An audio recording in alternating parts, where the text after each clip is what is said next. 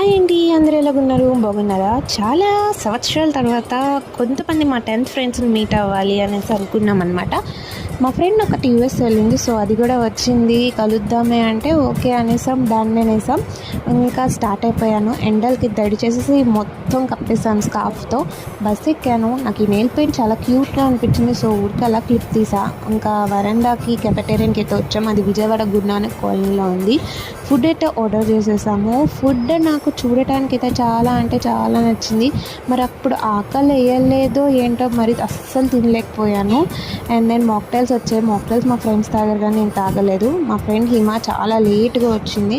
ఆ తర్వాత పక్కన అలోహా కెఫెటేరియన్ ఉంది, సో అక్కడికి వెళ్ళామన్నమాట.